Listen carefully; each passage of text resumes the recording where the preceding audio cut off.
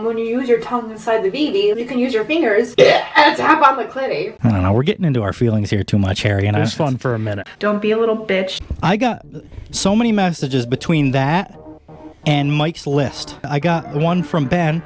Sent me that one with that chick in jail. She stabbed a 24-year-old to death because she was talking to her boyfriend.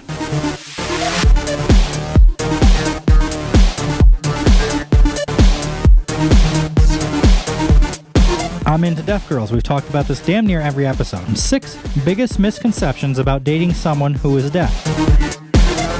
Many non-disabled people are nervous when dating or having sex with someone who has a disability.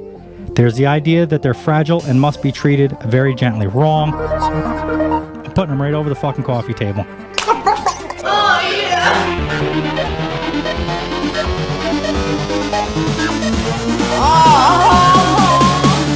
They want their fucking guts rearranged. Yep. Good old Harry, he showed up. He's gonna be the co-host for today and see how that goes. Tell me about that beard, Harry. I want to know about that beard because it's looking goddamn good today. Who the fuck wants to have sex every day? I don't care how. Even in the beginning, like the lovey stage of a relationship, you can't. You just can't. It'll fall the fuck off. I don't want to fall off.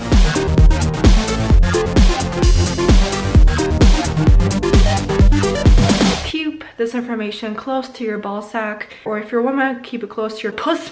Hey, so are you ready to have some fun? Because I am.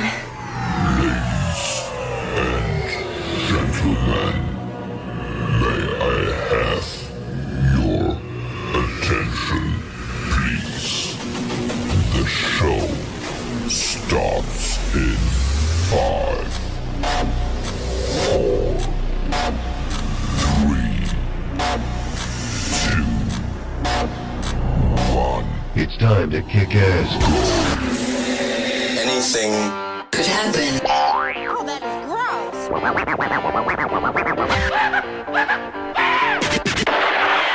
Do you think you can handle it? Make some noise!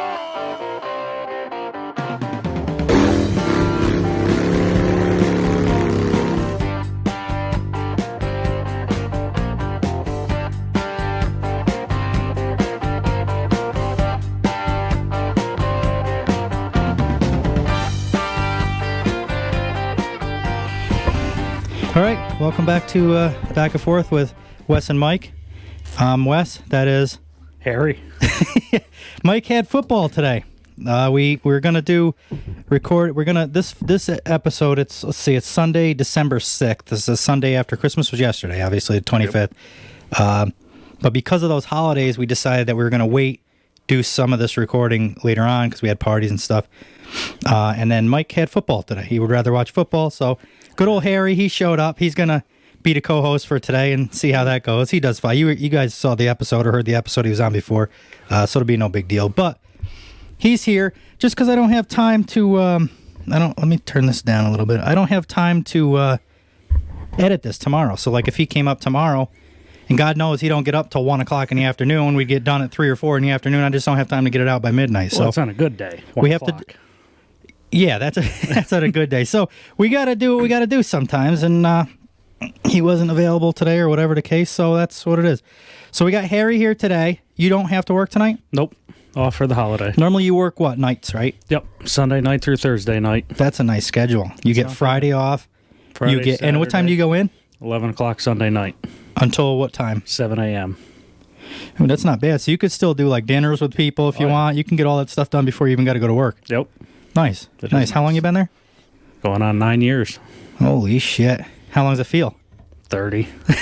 I bet. Ready to retire. You probably got good retirement there and everything though, right? 401k. Oh, well, that's better than no retirement. Back in the old days doing construction and shit, you don't even have that. Yeah. The basic bottom of the line. When we were younger and doing jobs, did they even have insurance? Is insurance a must? I think it is now, right? When you work somewhere, they have to provide insurance? They always had it, but I never got it. Yeah. It was. I never, back then, you can't kill us. Well, when I was at the dealership, health insurance was like $150 a week for a single person. Right. And people complain now they pay $70. Yeah, it's a lot better than it used to be. It is. So we don't have. It's going to be on me, which is not much different than when Mike's here because he's usually sick and all fucked up and tired or something anyway. And the last episode, the Christmas episode, I think that went well. Did you listen to it, Harry? I did. Did you? I think it went all right. It was the first one, so I kind of threw it together last minute. But I'm working on something for for New Year's Eve. I don't know just how I'm going to work. I told everybody on the show. If you listened to it, you heard it. I told everybody that listens that we're going to be doing some type of. I'd like to do a special. I'd like to record while we're partying. The problem of it is there's going to be kids there, and this show gets pretty nasty. So I don't want to be saying too much around the kids, and I don't want to be rude to people and be doing this while they're there. So what I might do is take my phone out and record ask people some questions during the party, and then the next day I'll come up here, I'll do the recording and add them into the thing because I know I told these people I was going to do it, but it's just it's so hard for like the logistics of it to get everything to work right, and I don't know, some people aren't comfortable with the cameras and that stuff, so I didn't want to ruin the whole party. I figured it would have been a better outcome if we just Throw did some that. clips in afterwards. Yeah. So what'd you do today, Harry? What'd you do this morning? Anything good? I always ask Mike. You didn't get up till noon? Of course, I didn't either. For some reason, I can't fall. So I try to go to sleep since apparently what the doctors are telling me what's going on with me is exhaustion. Mm-hmm. The MRI was good, the blood was good, everything was good. So she said I was just exhausted. I wasn't, and it's probably the truth. I was getting 3 hours of sleep every night, and then I was partying all weekend. So what I've been trying to do now, since I've been not driving, is go to sleep at a good hour. The problem of it is I go to sleep 8, 9 o'clock at night. I'm up again at 11, 11:30, and I can't fall asleep till 4 or 5 in the afternoon or in the morning. So then when I fall asleep, I sleep till like noon, and I hate that. I can't stand. I miss the whole day is gone when you wake up at noon, 1 o'clock. But it is what it is. I'm trying to not let that bother me and just sleep to see if it's. And I have been getting better. That dizziness has been going away, so it's definitely something to do with that, I think. I don't know. A lot of people have been asking me if I was going to go back to driving. I don't. Not right now, because it's just going to go back to the same way it was. Nothing's changed. That's just what trucking is. You wake up early, and I can't, for whatever reason, I got too much shit to do at home that I can't. It's a lot of hours. Yeah, maybe I might make too much to do on myself, because everybody else seems to manage with the same hours as I did. I don't know why. Of course, everybody's different, but I don't know why they can do it and I can't. But yeah, well, some people can, some can't. We have guys at work, they work 60-plus hours a week, 70, 80 hours a week overtime. And they do fine. They're fine. Other people probably can't, right? Yep. Well, it is what it is. So I'm just going to kind of lay low and just hope that we get something figured out. It's been getting better, so that's an update on that. What do you got going on? I see your phone going. You're watching the game? Oh, of course I'm watching the game. I'm watching the Giants lose. To the Eagles, right? To the Eagles. They're playing. What's the score? Can you see right there? Eagles 20, Giants 3. Not so good, Mike. Oh, God. Not so good. Giants aren't really... I haven't been paying too much attention. Ever since I moved in here, I never bothered getting cable because I pay whatever for internet. Mm-hmm. Anything I want to watch is on the internet, mainly, except for football. I'd like to watch football, but it's not worth paying $59 extra a month. No. Just to watch football. So what I'm going to have to do, I figured out, John, my stepfather, he's good with computers and stuff, so he's kind of figuring me a way to get the ball to drop on the TV out in the garage so we can watch that during the thing. Nobody will show up. That's what happens. You invite everybody, and then you set it all up and get everything all ready, and then 4 fucking people show up. I'll be That's here. kind of why I gave. You'll be here. Ryan and Beth will probably come. Mike will come. But anybody else you ask, they don't usually. They got, there's a lot of people that got other shit going on. They're doing their own thing, which is fine. But it's like it makes me not want to set shit up and go all crazy with it. And then what happens is when you don't set anything up and you don't expect people to come, you get 30 people out here, and then you have nothing set up, no food, no drinks, nothing ready. Every time. Just the way it goes, or else you load the refrigerator and then nobody shows up. So you're a Cowboys fan. Yep. What are we, 7-4 right now?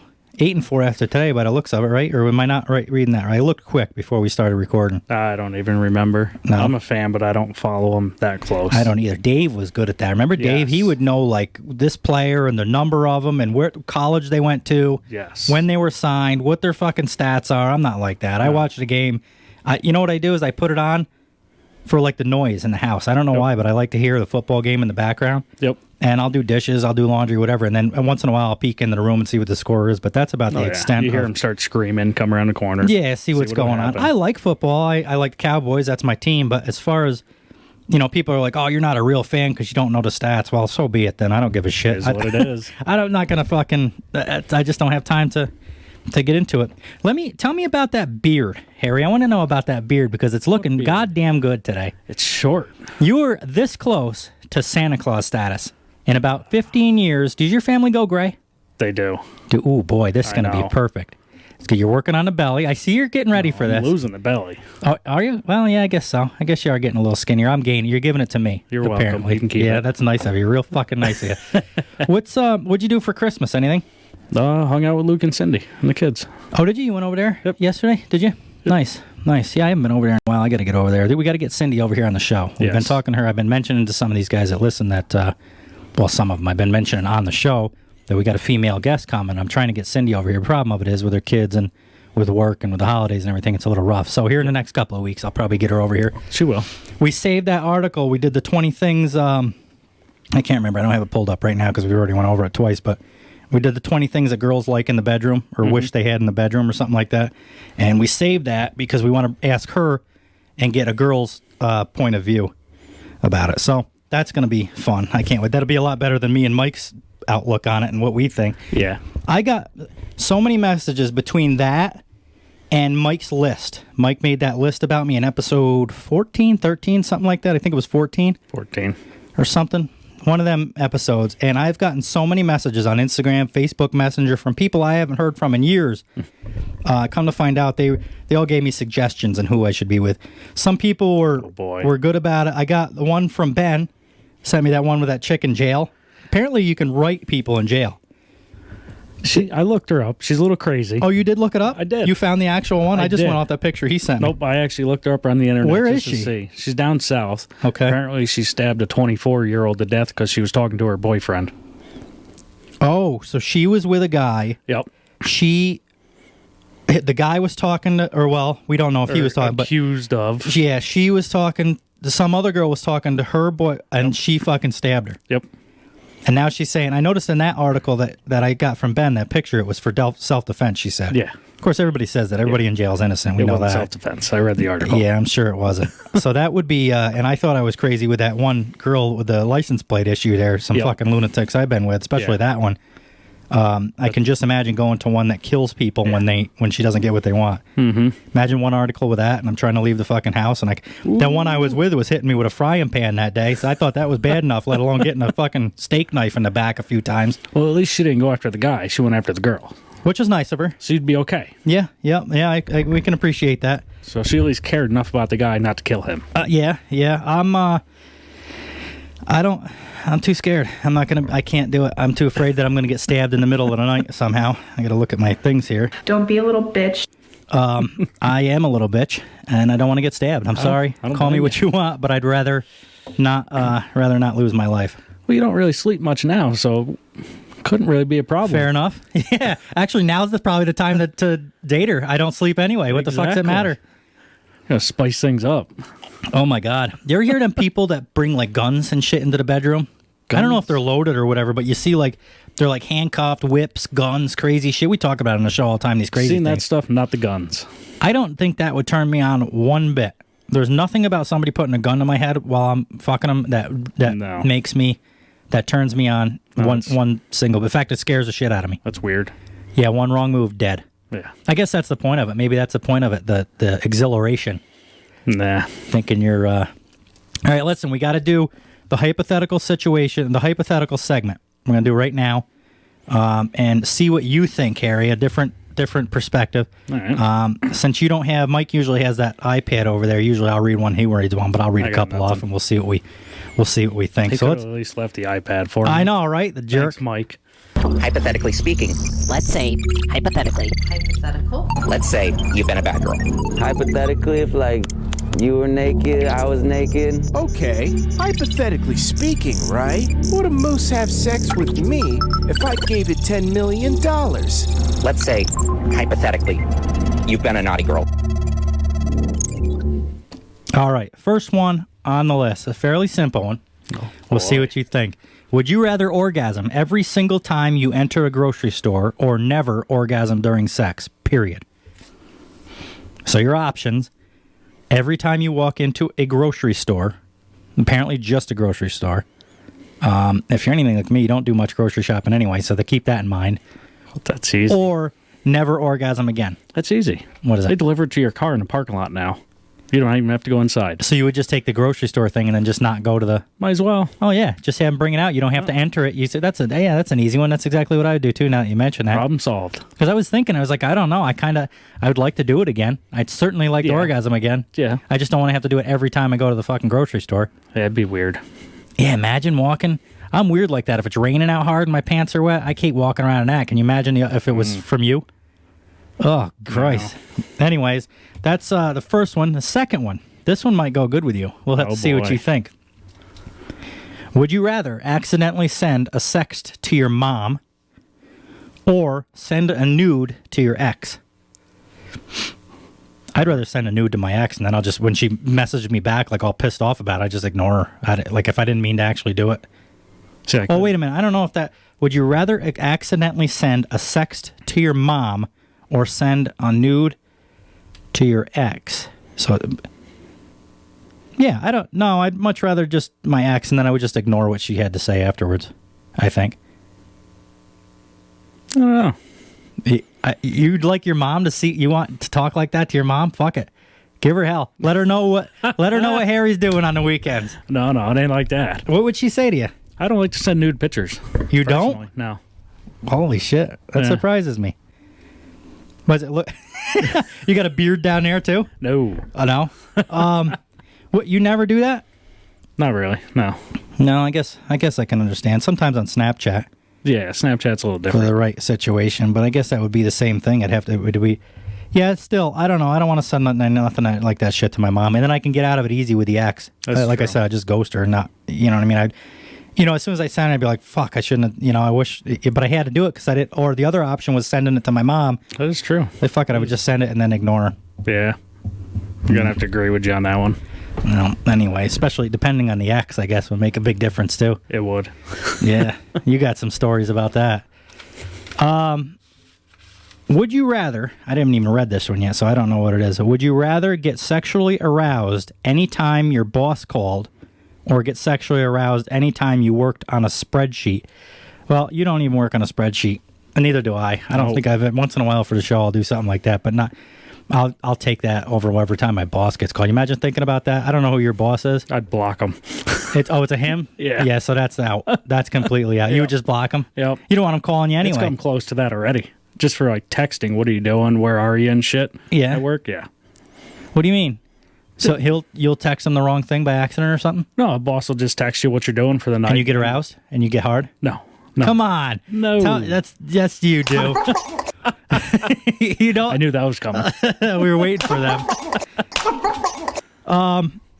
Yeah, that one's kind of dumb. I don't know. The spreadsheet thing isn't a big thing. We'll do one more because of that. Would you rather have the best sex of your life one night or mediocre sex every day for the rest of your life? Ooh, that's a hard one. This will be a good one to leave this segment on because that's a tough one. Would you rather have the best sex of your life one night? So what I'm going to take that as, and I'm going to go with, you have the best sex of your life once, period. Done. Never have it again. That good. Or mediocre sex every day for the rest of your life. I don't want sex every day. Yeah.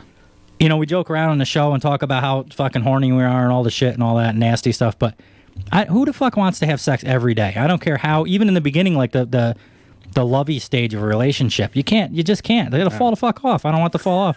It's got a shelf life. Yeah. Is that what happened to you, Harry? It just fell off? No. It's just small? Huh. You just can't find it usually? No, I can find it. Oh, can you? Oh, yeah. Harry's this is the first time. We're giving it right to Harry here, and because Mike's not here, he's got to get the brunt of it. I told him before we started, I said, if you have something to say that you think might be too much and the people aren't going to like or I'm not going to like, I said, make sure you say that anyway. Because that's exactly. So he knew coming into it he was going to get his balls busted on this. Oh yeah. What what was it? Would you rather have sex for the best sex of your life one night or mediocre sex every day for the rest of your life?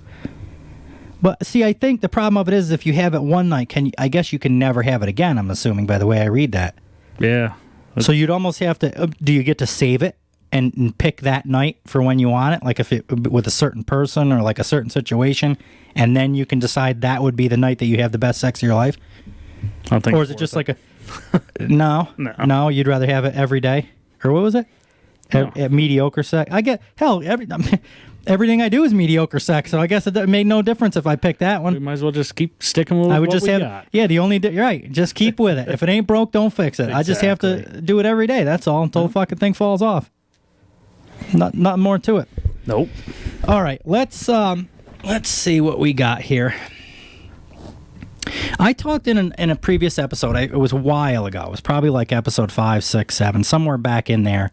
I don't know if you remember it, but there's this thing that happens after you have sex with somebody, and then you decide. I can't remember post-nut syndrome. Yes. I called it. Yes. Have you heard of that other than the show? Other than listening to the show? Have you ever heard of that? I didn't. No? Do you understand what it is? I do. You've had it happen? Oh, yeah. Okay. What guy hasn't? So I agree with that. A lot of people are like, I've never had that happen, but I agree with that. I think we all have. We just don't know what it is. I found a thing on WebMD, what to know about postcoital dysphoria, which I think is a little different. Mm-hmm. From what it says here, when you get oh, Jesus Christ, when you get a sad or irritable feeling after consensual sex, you may have postcoital dysphoria, or PCD. This is commonly referred to as post-sex blues, which I got to assume is somewhat the same as post-nut syndrome. Mm-hmm. You start to wish you hadn't have done it, or it sobers you up enough to realize that this is probably not who I should have done this with, or whatever. Or sometimes you just got beer goggles and they look better before and look worse afterwards. That's happened. They go from an 8 to a fucking 4 real quick after sex sometimes. It just happens, and it ain't being shallow. It ain't us being shallow. It just happens. It happens to everybody. I'm sure girls do it too.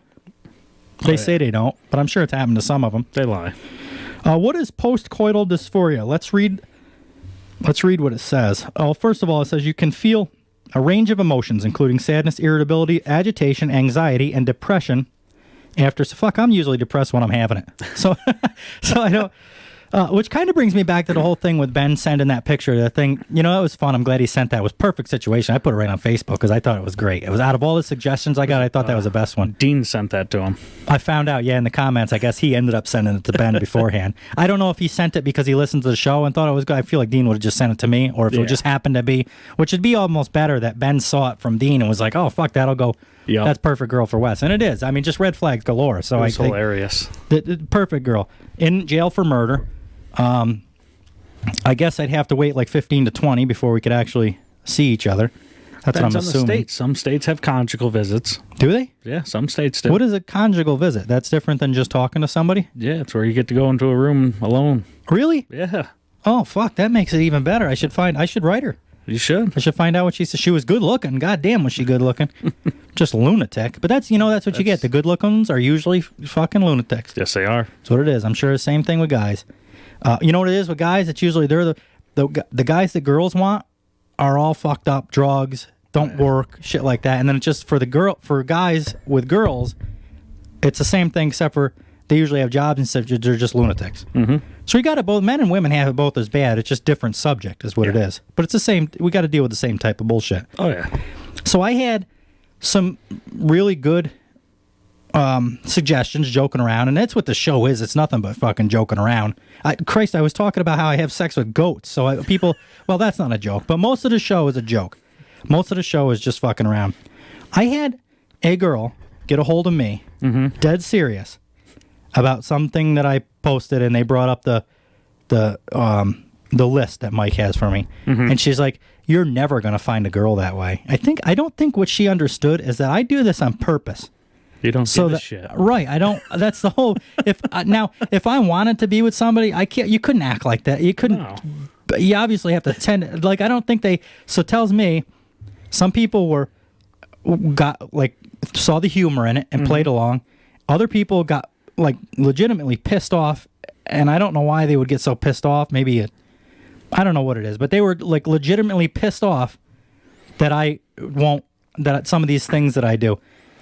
Personal preference. Well, yeah. Well, even at that, it's not even. It's more of a joke. Yeah. I mean, obviously, if somebody's hands too well, I don't know. Mike could be the first to tell you that shit's true. I know. But it's what it is. I don't care. Long enough. Yeah, they don't. Well, you remember the bartender? We've talked about that before. Yep. I mean, that was a fucking 10, and I found something wrong with that. Yep. I always do. Somehow. So, anyway, I just thought it was funny that person was like all pissed. You're never going to find anybody like that. All right. Well, good. Okay. Especially not you. I'll tell you after the show who it was. Oh, boy. I don't like to bring names up and shit, but yeah, so that was that. Anyways, back to postcoital dysphoria. PCD refers to negative feelings after sex. This is different from female sexual dysfunction, FSD, which refers to feelings and functions before or during sexual activities. When you have PCD, you may feel melancholy or depressed after sex. You may also get aggressive or feel agitated, even if the sex was wanted by you and your partner. So it's a chemical thing. What that tells me, we'll read in here and see what it says. Maybe it says postcoital dysphoria occurs more in women than men. So this show ain't just about picking on women. This shit, I try to make shit that works both ways. Most studies have focused on the condition in females. Symptoms of PCD can happen after completed consensual sex. It can happen even after physical pleasure and orgasm. Symptoms of PCD in women include, and any of the girls that are listening, they'll be able to tell us whether or not this has happened or not. Tearfulness, sadness, anxiety and depression, irritability, and feeling unsatisfied. That's pretty much every girl that I've slept with feels that way after we're done. All of them? Yes, pretty much everyone. Mainly sadness and feeling unsatisfied. Ouch. I'm sure, even if they haven't told me and they were all like, oh, this was the best time in my life, I'm sure they were unsatisfied. I could just tell you that right now. Have you ever felt any of those? I know this is for women. This is what women feel, and I'm sure they're going to say, well, I don't know. We'll get into it. This is kind of a serious, I kind of pulled this up as a joke. Well, not really a joke. It's just we had talked about this before. What were they again? What do they regret? Well, this is the women. This is what women feel after sex or orgasm. Tearfulness, sadness, anxiety, and depression, which is more kind of the same thing. Irritability and feeling unsatisfied. You satisfy all the women, don't you, Harry? That's out for you. That's don't care if I do or not. Jesus Christ. You're going to have people pissed off at you. Girls are going to get mad. You're never going to find a girl like that, Harry. It is what it is. Do you ever cry after sex? Nope. No? Done that one. Definitely felt regret. If I was drunk, I don't cry. If I'm sober and I did it anyway with somebody I shouldn't have, oh, fuck yeah, I cry like a little baby in the corner. Naked in the corner. Fetal position, knees up to my chest, arms around my knees, just crying. Or like you see... like you see in the movies in the bath, the shower just running down on me. I'm just sitting in the bathtub just crying about my fucking life decisions. So that'll be tonight after the show? Yeah, probably. Yeah, and if we're having sex. Are we having sex? Whoa. Come on, Harry. That escalated quick. Holy shit. Yeah, so that's the thing. Tearfulness, sadness, anxiety, and depression, irritability, and feeling unsatisfied. Pretty much every feeling that I give to a woman every time I sleep with them. Although there's not a lot of research, recent studies show that PCD is a common experience for men, too. In one study, 41% of men reportedly experienced PCD at least once in their life. Of men in the study, 3% had PCD regularly. I'm going to say that what this is, and the whole reason I brought it up is because it reminded me of post-nut syndrome. Mm-hmm. And I think I'm going to say that that's what this is. This is just the WebMD version, so they got to be all specific about it and give you the right shit. Proper terms.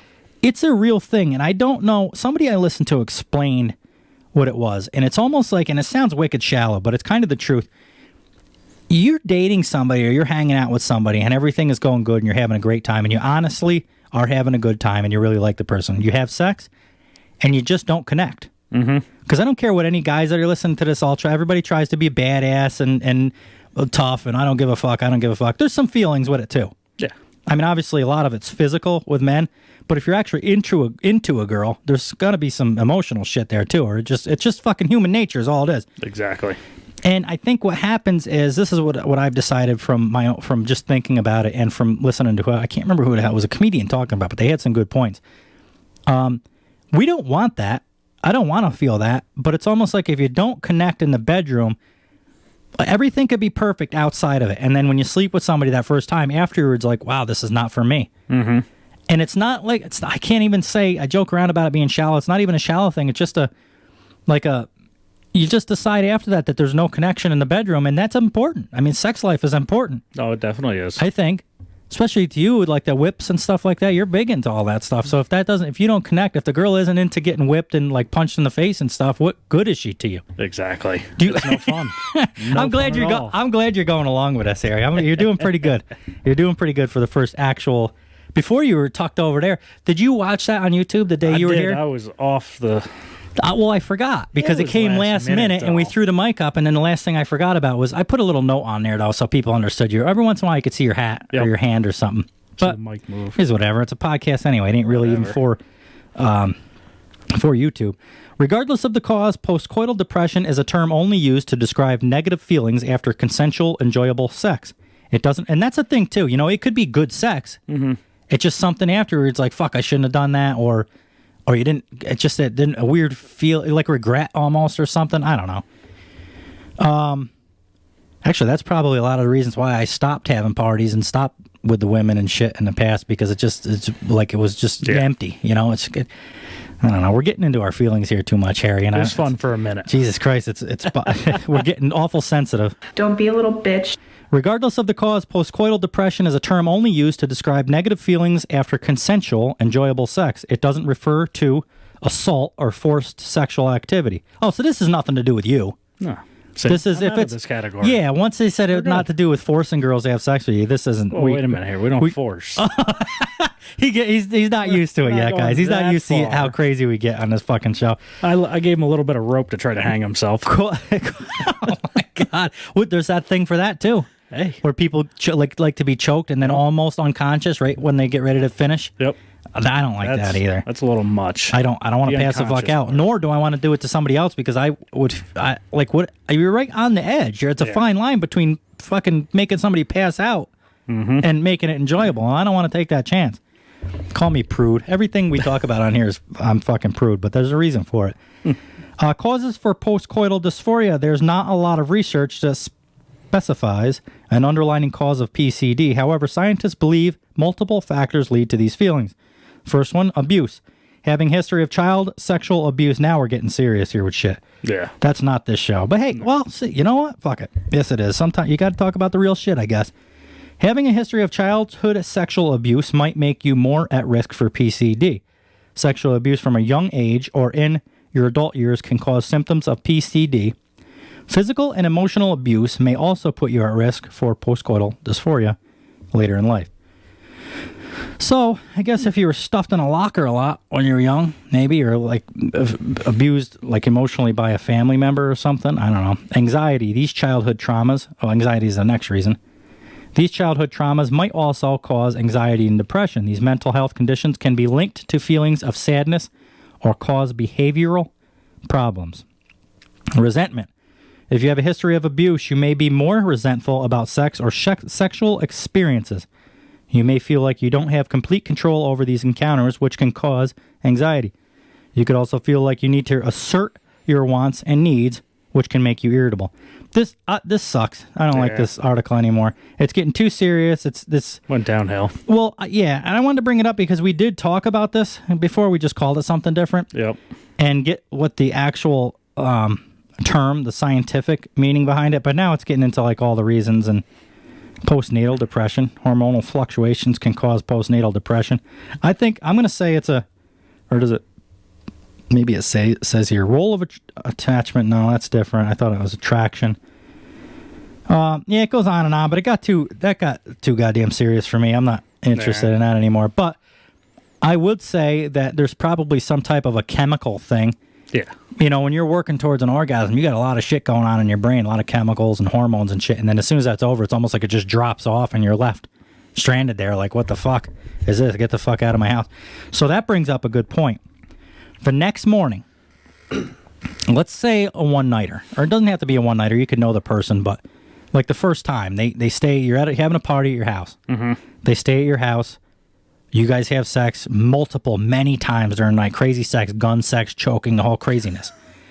The next morning, what time does she leave? What time is the proper time for a girl to leave?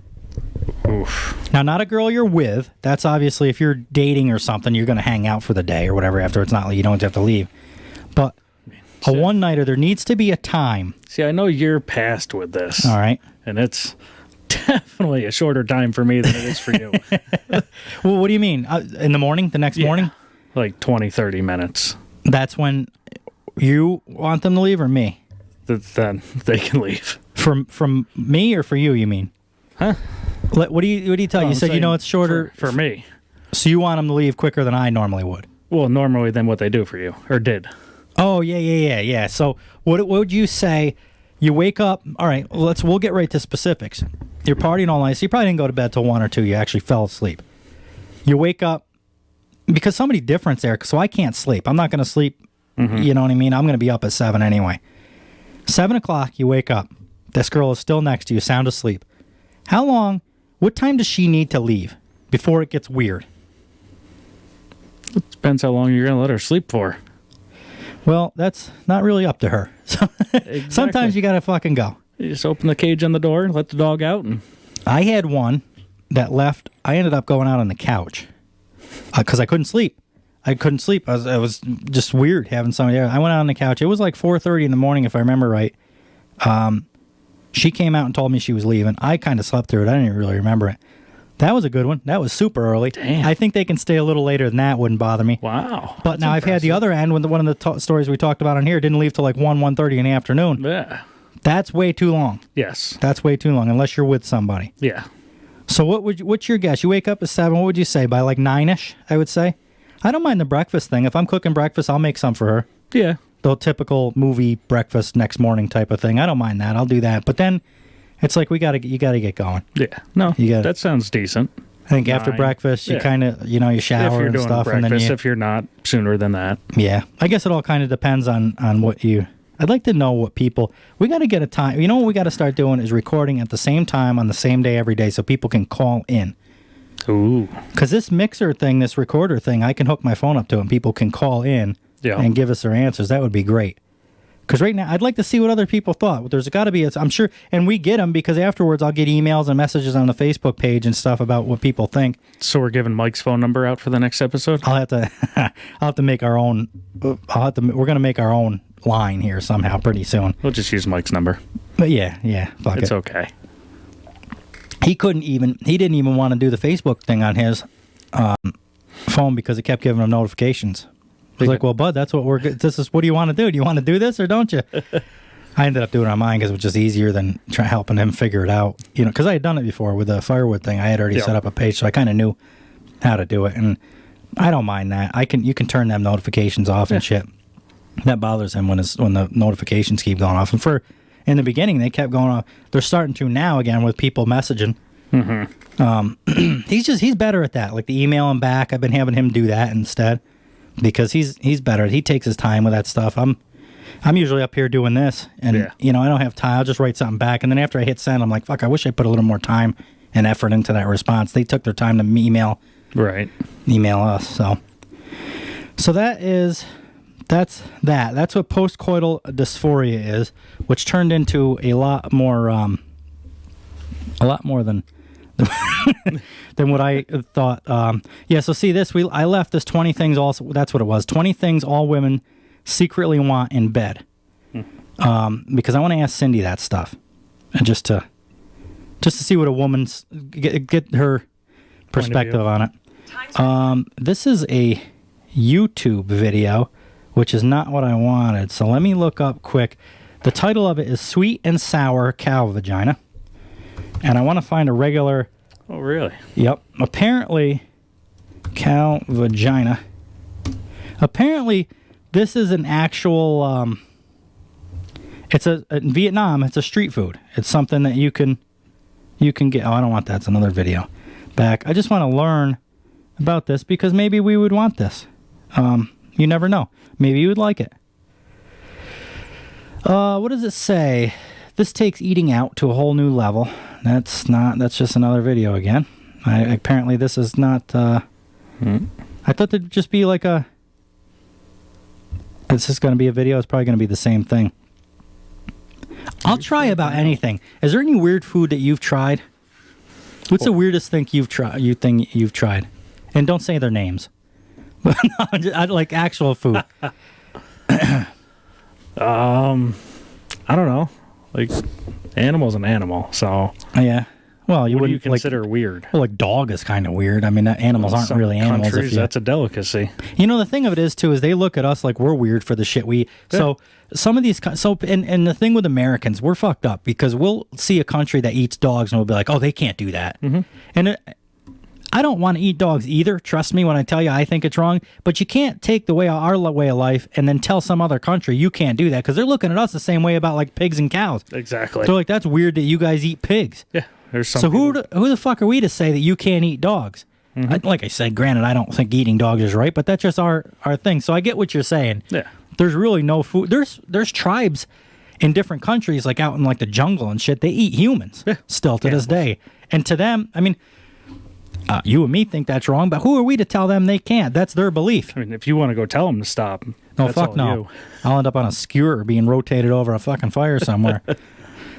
Yeah, I just don't think that's something you it's hard. It's tough when you're this country because everybody looks to us to like fix and to save everything. And what are you saving? You're not saving them from nothing. That's what they believe in. Or if anything, we're telling them. That's like, I've always said the same thing. Granted, I don't think communism is right. But when we as a democracy go over to other countries and tell them you can't do it this way, you can't do it. Well, how much we're not any better by doing that. We're telling them how they have to live. Exactly. And whether you and me believe in what they believe in is a whole different story besides the fact that if they believe in it, that's what they believe in. Who are we to tell them not, whether we agree with it or not? Correct. You got me. I got all hyped up on that. One of the most rarest Vietnamese street food, which is cooked whole bull vagina. What the fuck? Which is cooked. See, all right, here we go right here. Did you catch that? Yeah. Whole bull vagina. First of all, bulls don't have a fucking vagina. No, they don't. So that's how much I believe this article right off the bat. Yep. In Vietnam, people have to pre-order bull vagina 2 weeks in advance. Apparently, they have to wait till the fucking vagina grows on the bull because there is no bull that I know of that has a vagina. I mean, you can pretend to be whatever you want now these days. Oh, that's true. Maybe the bull is. Maybe they identify as having a vagina. Yep. Who knows? Words used to describe the state or consistency of cooked bull vagina: chewy, low fat, tough, digestible, and filling. Pretty much like any vagina I've ever eaten. Yeah. Same thing. Typical. Yeah. I just never did it to a bull before. I don't understand what they mean by that, bull vagina. I think people assume that bulls just mean cows, and that's not. People don't realize that it's different. So I'm assuming. But there's a picture of it. That's cute. That's disgusting. There's certain things. I'll try anything.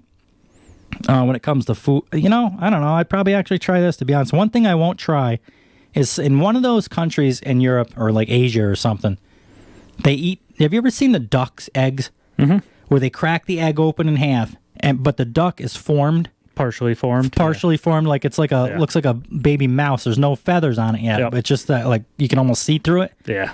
And they drink them like a shot and eat them raw. I'm good. That's one thing I won't try. No. Another thing I won't try is live mice. Some of them, the Asian countries are weird like that. Well, I say weird. They think it's normal. They think what we do is weird. So that's our point exactly. But they'll eat. Another thing I probably won't try is them baby mice with no fur on them yet. No. Alive. They take them with like chopsticks, they dip them in soy sauce, and then put these live mice in their mouth. And but when I say I'll try anything, it's like I'll try snake, I'll try alligator, I'll try buffalo, I've had ostrich before. I'll try anything. Bear. I don't care. To be honest with you, a lot of people won't like hearing this. I would probably try horse. It's good. Have you tried it? I have. What does it taste like? It's like really good, expensive steak. Oh, so it tastes like beef, really? Oh, no shit. It's good. Would you say it's fatter or anything, or have any because if you have duck or goose, that's like greasy. No, it's not as. It's not. No. It's funny. The things that we eat, beef. Everybody eats cow. Most everybody, unless you're vegan or whatever, or vegetarian. Vegetarian. Yep. But we consider, for the majority of us, consider beef a normal meat to eat. It seems like beef is the worst fucking meat that you can eat. Because everything else you have, like ostrich is actually a poultry, but it looks like hamburger. That's better for you. Buffalo or bison is better for you. Yep. By the sounds of it, horse is better for you. Horse meat is better for you. I don't know if I would... I would try it, but I'm not going to... Horses are different. That's almost like a dog type of thing to me. I couldn't... Horses, you don't eat horses, as far as I'm concerned. You know what I mean? But who am I to say that some other country shouldn't? So I guess... They used to sell it here in the United States. Did they really? Yes. How long ago? Do you remember? They must have stopped now, right? I think in Canada it's still legal, isn't it? Or is that done now too? Not sure. Let's look that up while we're doing that. Horse meat. See if we can give some people some real information on it. Not that a lot of people probably want to hear it. Horse meat forms a significant part of the culinary traditions of many countries. Particularly, there's something in the Bible that says if the only meat you're supposed to eat out of an animal is if the hoof is in one piece or something. I'm not saying that right, but I heard that somewhere in the Bible. It says a split hoof is not meant to be eaten. Mm-hmm. So, camel. Or a split hoof is meant to be eaten. That's what you're supposed to eat. Mm-hmm. A full hoof, like a horse has a full, where a cow has the two different, or like goats have two different, deer and stuff like that. That I don't know how true that is, but something was in the Bible about that, or some religious type of thing. Horse meat forms a significant part of the culinary tradition of many countries, particularly in Europe and Asia. The 8 countries that consume the most horse meat consume about 4.3 million horses a year. For the majority of the humanity's early existence, wild horses were hunted as a source of protein. We out here I'm talking like people aren't going to want to hear this and stuff, and they probably don't. And like I said, I consider horses not something that you eat. But back in the old days, back when, before you ate what you fucking ate to live. Yeah. That's what it was about. You'd eat anything. You'd eat the fucking family dog because it was either right. It was that or die. Yep. And back then, now it's a little different. You can go to the grocery store and just grab more meat or whatever. Mm-hmm. But back then, if you didn't have shit stocked up, or if you had a weird winter or something, or a weird summer where shit wouldn't grow, you had to eat what the fuck you had to eat, or else you died. And that was all there is to it. I'm sure there's plenty of people that died. So if you look at it that way, it's not really, I would say it's not really that wrong that you ate horse meat or dog or whatever. No. But I think now we don't have to. It's all just, it depends on the culture. Yeah. I have a friend who was in the military when he was overseas. He was telling me how him and his guys, they marched through one town and all that, and there's a bunch of kids out there playing with a dog. Mm-hmm. When they came back through later that night, that dog was on the spigot. The spit thing, rotating them? Oh, yeah, they're cooking it. Was it like a military thing? They were in the military, but the people cooking it were just the kids in the village. Right, yeah. Yeah, I've heard some stories, not like that, but I've heard, you don't know until people don't. Yeah. And it's typically the people that are complaining and bitching about that are the same people who have never been anywhere in the world to see what it's actually like outside of their 50-mile radius that they've been to. Exactly. There's a lot of good things. That's why I try to do new things, experience new things, because I can't live under a rock all. There's so many different things that you realize by trying new shit that's actually fun. Not even food, but just events and shit like that. Like some people I know I would never do that. I'm not doing that. I'm only going here. Well, then stay there and be fucking bored. I'm going to go experience things in life and see. Because you don't know until you get out there. Exactly. That's like them. They think that's normal. You wouldn't know. People that don't get out or do anything, they have no idea what's out there. There's such a big world. Oh. I wish I had more money. When this podcast takes off, we're all going on a fucking plane. Every episode, we're going to be doing it from a different place. We're going to be with the Tibetan people and wherever they are. We'll be doing a podcast from their place. We'll be in Cancun doing it on the beach one day. We're going to be in fucking Alaska one day. You got a little problem. What? Some of those places you got to get the COVID shot. No, we'll just wait till that's over, it'll never be over. No. But from what I've been hearing, this new, what is it called, Omicron or Omicron or something? I guess so. Or some shit. I guess that's not horrible. They say that's like the least effect, the like easiest one of them all. Cold. Yeah, like a cough, a stuffy nose. Yeah, shit like that. That don't sound bad. No. Our president, I hate to bring a lot of politics into it, but recent events here, he was. Did you see it? You know exactly what I'm going to say. Him and his wife were talking at that Christmas special, and the guy says, "Let's go, Brandon." Yep. He's so dumb, ain't he? He don't even realize he agrees with the guy. He's like, "Yep, let's go, Brandon." Of course, what is he supposed to say? I guess he's right there in front of him. He's got to keep a. Yep. He's such an idiot, though. He don't even realize they're making fun of him. I don't know. I really think he doesn't understand it. You think so? Yeah. He just doesn't realize what it's about. No. Maybe people don't have the heart to tell him. I don't think he's mentally there enough. Really? Yeah. It doesn't. Yeah. Some people are like that. They just don't think they do anything wrong. They think everything they do is perfect and.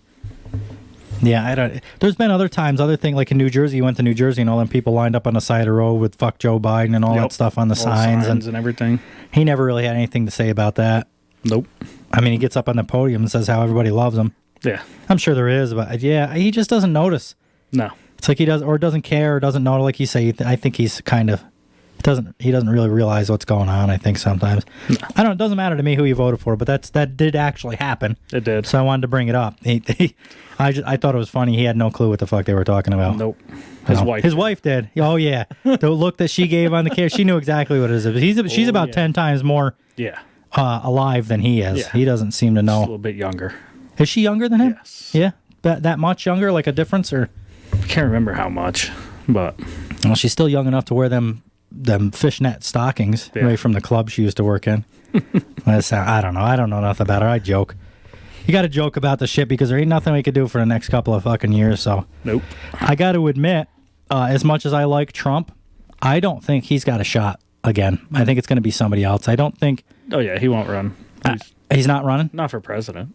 Oh, I thought he was. I thought he said he was. He hasn't committed to it. No. I don't know. I think the boom of that has worn off. I think I've noticed a lot of people are starting to not care so much about all that. Mm-hmm. The only one that really seems to care is CNN.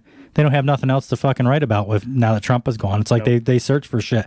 I've seen shit on there. I'm like, just relax. Like, give it up. Downhill so bad. Yeah, they got nothing. That's the only thing they had is people were reading about Trump on CNN because the CNN hated him so bad.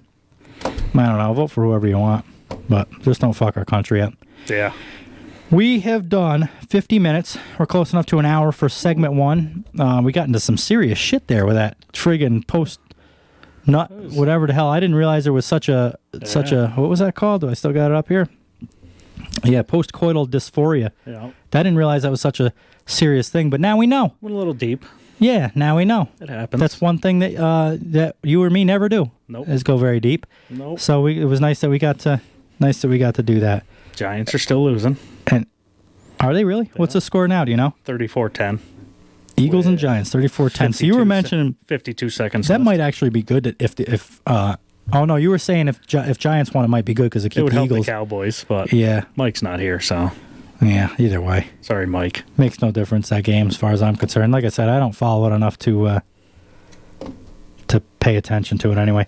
All right, let's take a break. We'll come back in a little bit. When we come back, we got to do the sex segment. I'll find some questions about that. I want to ask you, be ready for that to answer some of this shit. Honestly, what you think? We're gonna find some. I'm gonna give him some of the deepest shit I can find for him. Just hammer him with it. See how he does. When you use your tongue inside the BB, you can use your fingers and tap on the clitty. All right, guys. We'll see you in a little bit. Anybody that has pride in what they drive and might be sick of the same polishes and polishing companies should check out Jared's Polishing in Selkirk, New York, for a quality polishing service for your truck wheels, deck plates, fenders, and the list goes on. Jared also does complete trailer polishing. We all know even the cleanest truck with dingy metals just never looks 100%. Check him out on Instagram for proof. If you don't believe me, you'll believe his pictures. Jared is well known in the show truck community for quality work and competitive prices. There's a lot of competition when it comes to polishers, and Jared makes sure he stands out through his workmanship and prices. Check him out on Instagram at Jared's_polishing for yourself. That's Jared's JAREDS_polishing. Send him a message with any questions or just ask around. There's a good chance someone has had something polished by him and will tell you the same as I am. I know all ads say don't wait, call now, but the truth is his schedule fills up fast. Spring seems like a ways off, but truck owners and drivers will be scheduling throughout the winter. So literally, don't wait, call now. All right, we are back from the break. That was a quick one. I changed some sounds, did some stuff. Harry tried to give me a blowjob, but I'm not into that, so I don't remember that. You don't? No. Yeah, they usually don't. I found in our notes that me and Mike had on here. Who? Me and Mike. Oh, Jesus. You said be an asshole, so. Yeah, well, that's all right. You could be an, especially to Mike. He deserves it. He deserves it. We all know that. Everybody listen knows that. They also know that I'm into deaf girls. We've talked about this damn near every episode. Yes. At least 70% of the time we've talked about this. Yep. And we've joked about it, but I've also told people that I was kind of serious about it. And I think it's cute for some reason. There, in the notes, there is, what is this? It's blocked by something. 6 biggest misconceptions about dating someone who is deaf. So we're going to get to the bottom of this. We're going to find out if this is what... See if it'll work for you. Right. If it'll work for me, if this is something I'm really interested in or whatnot. This is going to be interesting. When it comes to understanding deafness, many people find it a mystery. They can't really tell you about it. I mean, they can if you know. So that's one thing I'm going to have to learn is sign language if I want this to work. ALS? What's that? American Sign Language. Oh, ASL? Yeah. Oh, boy. Close enough. Unlike other disabilities, being deaf is hidden, leaving people to create their own perception of what deafness is and what to do when encountering someone who's deaf. But what society rarely thinks about is the dating lives of deaf people. So that says that even though disabled singles dating is flourishing, I didn't know that, non-disabled individuals usually assume that whether you're deaf or physically disabled, you don't date. And we all know that's just plain crazy. Yeah, I'm assuming, I know they date. Just because you're deaf doesn't mean... So I think a lot of people, because of my sense of humor and the way we talk on here, they think that I'm picking on them, but I'm really not in this case. Normally I would be. This case, I actually have, it's cute. I mean that. So, number one. Well, what it says is it's time to uncover the biggest misconceptions about the dating lives of deaf people. That way, we can work towards eliminating them, creating more of an understanding and cohesive society, which is exactly what I need. We are at, I want to remember this, 2 minutes in the second segment, because this is important shit for my life, possibly. Number one, choosing where to go on a date is difficult. Many people wonder where they would take their date if they were deaf, but deciding where to take your date shouldn't be that hard. Yes, they're deaf, but that doesn't mean they don't enjoy grabbing a cup of coffee, watching a movie with subtitles, or going bike riding. You know, and deaf isn't even really such a huge, I mean, don't get me wrong, I can hear, so I make it sound like it's not a big deal. I know it's a pain in the ass for people to be deaf. Yeah. But as far as disabilities go, deafness, like a lot of people, you can still talk, use sign language. A lot of them can still talk anyway. And being deaf, I don't think necessarily means you can't hear. I think some of them can actually hear, but very little. It probably depends on the person. Sure, the situation. And I think they're very good at reading lips. Like a lot of conversations, I don't even know if they were good at reading lips, you probably wouldn't really even need to know sign language to talk to them. That's true. They're very smart like that. They say when you lose one sense, all your other ones become better. Choosing where to go on a date, we said that. Yeah, you just have to turn, and I'm not even kidding, but you'd have to turn the subtitles on for a movie if they were at your house, you know. I guess that's just so they can pay attention, which to me kind of ruins a movie. I would think in their situation they'd rather just read the lips, because I can't, if I'm reading the subtitles, a lot of times I can't pay attention to what else is going on. Yeah. But then again, they're a lot better at things, so who knows? Dating a deaf person is the same as dating a non-deaf person. I agree with that. Instead of worrying where to take them because they're deaf, focus on finding places where you two can get to know each other. Yep, I agree. Number two, deaf people can't talk on dates. Well, that's pretty simple. I mean, we all know that. And that's not even really, I shouldn't say we all know that, because they still can. Yeah. Some of them. In reality, some deaf people can speak very well. Their ability to speak... Oh, this is misconceptions. Okay. Oh, okay. I get it. I was going to say, what the fuck are they talking about?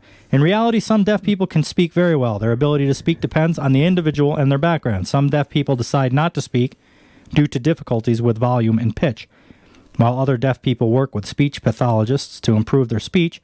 If you think you won't be able to have a conversation with a deaf person, you're wrong. So that's what I mean. I don't think it's that big of a deal. I don't even look at them like they're any different. I don't really look at them like they're disabled. I mean, I know they probably think they are because they wish they could hear, I'm sure, but I don't look at them like they're different. No, just another person. Would you date a deaf person? I don't see why not. Yeah, I don't either. I think it's, yep. Would you date a girl with no legs? Just not going to run away. Very good. Very true. You're learning. You must be listening to the show. Ooh. Number three, if you're not deaf, it won't work. Many people assume that if you're deaf, you need to date someone who's also deaf.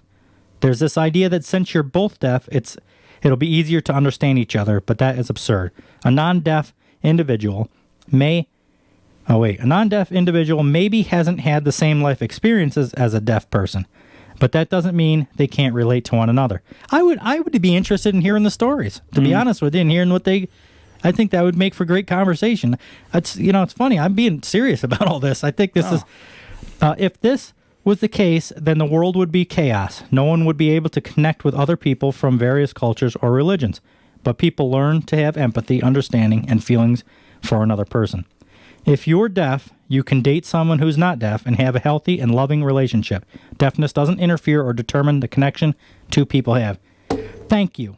Now, because of this article, deaf people that are listening to this show know that I'm on limits. I'm not off limits. You can date me. You're good to go. Yep. Number 4, dating someone who's deaf is a lot of work. They're going to have a sense of humor, though. I can tell you that right now. Oof. As far as that goes, any girl that dates me is going to have some kind of a sense of humor because I fuck around, I pick on people. It's just what it is. Yes. And you're going to have to find that fun. You're going to have to do it back. Yep. So an uptight deaf person is not going to work. No. You're going to have to be able to joke with me about it, let me joke with you about it, and so on and so forth. Number 4, dating someone who is deaf is a lot of work. People assume that dating someone who's deaf requires more effort and work than dating someone who's not deaf. To some extent, it's true. Dating someone who's deaf does take effort. You will need to work on finding an effective way to communicate with each other, but you have this challenge in any relationship. All relationships require effort and constant work. Non-deaf people struggle with communication. That's the truth. Yeah. There's been girls I've been with, and I'm sure they think the same about me. We can talk fine and hear fine, and we still can't communicate. So I'd probably be better off communicating with somebody that can't fucking hear, to be honest. Might be easier. Now, here we go. Sex with a deaf person must be gentle. And these are misconceptions, remember. Many non-disabled people are nervous when dating or having sex with someone who has a disability. There's the idea that they're fragile and must be treated very gently. Wrong. I'm putting them right over the fucking coffee table. Yep. Oh, yeah. Just because they can't hear. Starting at the coffee table. Well, that's where we'd happen to be if we're watching a movie with subtitles. This is true. We ain't got time to get in the bedroom. No. You know? That's very important. The stereotype of disabled people being fragile is upsetting and holds them back from experiencing genuine connections. They want their fucking guts rearranged. Yep. Whether they can hear it or not, they want their lower back put out of fucking business. Yeah. It's understandable that no one wants to do or say the wrong thing, but this is why communication is crucial between two people. Number 6, and the final one. Ooh. I gotta remember this shit. Misconception number 6. Deaf people have different sexual needs. A deaf person has a hearing impairment that has nothing to do with their sexual needs. A person's ability to hear doesn't mean they need special treatment in the bedroom. Of course, everyone has their own sexual preferences, whether they're deaf or not. Some people are aroused by feet, not me. Other people enjoy... Do you like that? Feet? No. Yeah.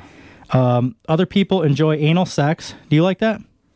Not taking it. Oh, very good answer, because that's where you knew where I was going. You've been friends with me long enough. These sexual preferences vary from person to person. At the end of the day, deaf people require the same things as non-deaf people. They want affection, love, connection, and intimacy. How they choose to receive them depends on what they sexually enjoy. Yeah, I think that's a great article, actually, and it kind of proves that, it helps to prove that I'm being serious about it, and I ain't just picking on them. Yeah. So I think I'll keep that article around, and I'll put on little note cards for me, or like flashcards, so that when I go out. But the thing of it is like, I do say that it's cute. And people are like, oh, you should. I've had people message me and talk to me in person about, you should go on. They have websites for dating. Well, I feel like if I do that, I feel like I'd be picking on them, or they would think that I was picking on them. Yeah. And I don't even really know if this is true. I think that it's cute. I don't know why. So I don't even know if I'm being genuine. I'm trying to be.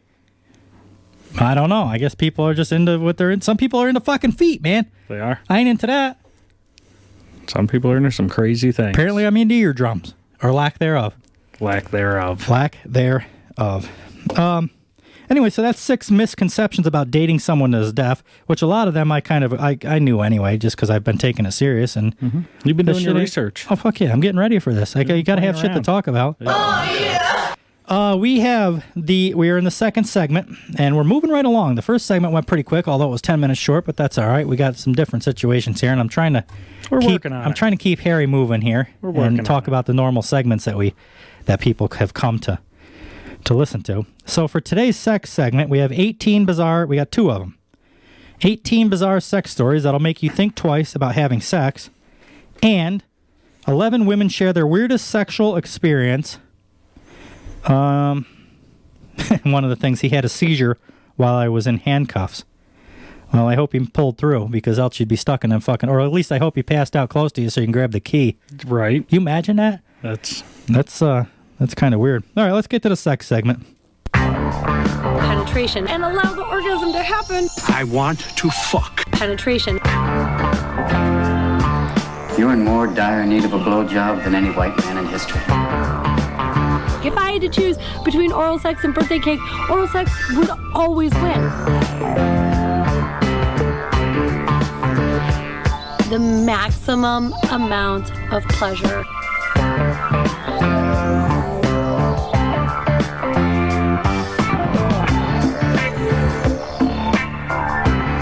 "18 bizarre sex stories that'll make you think twice about having sex again." From BuzzFeed. Number 1, the alternative form of protection. Quote, I was fooling around with a guy, but we didn't have a condom. I suggested he put the bedsheet between us and dry hump because he would still give us stimulation. I don't know where he learned about dry humping because to him it meant wrapping his penis in the sheet and inserting it. I think he knew exactly what dry humping was, but he still wanted to have sex. He and wasn't having that. No, he wasn't. He was just not listening to her, is what it was. I think. Wow. Yeah. So that's what he did. That's what he came up with. I mean, he was thinking out of the box. He was. Or he's trying to think into the box. And I guess in this situation, He worked his way in. yeah, that's. But yeah, definitely he knew exactly what dry humping was, but he just didn't listen and wanted to do it anyway. Tap on the clitty. Number 2, the white puddle. My boyfriend and I had just had sex. We didn't use a condom because I have the implant and we've both been tested. That's bullshit. They don't, that shit, they just say that so they don't sound like they're fucking, for the people that are asking them. I went to the bathroom and had an unexpected violent sneeze. His cum came shooting out and landed in a nice puddle on the bath mat. Dessert. As far as I'm concerned, was dessert for her. Yeah. She probably just wiped it up with some toilet paper and went about her business. I don't know. I mean, that's kind of weird to talk about as a thing, but I don't see. I mean, that's natural. Yeah. I'm sure that's happened to you. I mean, it usually comes out of you afterwards, don't it? No. No, come on, Harry. No. You could play along here a little bit. Been around too long for that. Oh, Keep Lord. this information close to your ball sack, or if you're a woman, keep it close to your puss. Number 3, the naming ceremony. Now, I haven't read these, so I don't know. I read the first one and the second one, which is true, just to see where we're going with these. But I haven't, from there on out, I haven't read it. From Jenna writes, my ex went down on me for the first time and saw a mole I have on my bikini line. He poked it and said, what should we name him? First of all, nothing down there is a fucking him. That's my first thing. I gotta agree with that one. Have you ever named something on a girl? A man's name? First of all, have you ever named something on a woman? No. Me neither. I think that's corny to begin with. Especially you don't name it a fucking man name. What the? Yeah, what should we name him? You know what that is? That my ex went down on me for the first time. There it is right there, the first time. He was nervous. Mm-hmm. He was trying to be funny, trying to impress her, just keep the thing so it wasn't anxious or awkward for anybody. And I think that's why he did that. The problem, I've done that before. You try to keep everything flowing and make it not awkward. What was your name? No, I've never done that, but I have tried to make it less awkward and made it actually more awkward instead. Trying because of my sense of humor and just being a fucking doof. Number 4, the myth of the Kraken. The Kraken? I think it's pronounced Kraken. I've heard that before, but I don't know what it is. Me and my now ex, also this one didn't go well. No, they never do.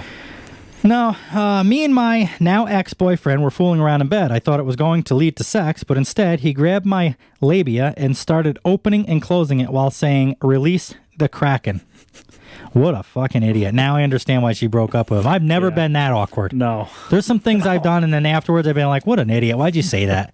But it was never a big deal. You kind of just laugh and go on. This guy is fucking... that's real bad as far as I'm concerned. Number 5, the overexcited butt grabber. I like to grab a good butt. I'm an ass man anyway, so that's my hands are on that the whole time. Oh, yeah. My boyfriend and I were having sex. He decided he wanted me to sit on his face. He grabbed my butt to pull me closer, but misjudged how small I am and catapulted my face into the wall. This is what we were talking about in the last thing with the deaf girls.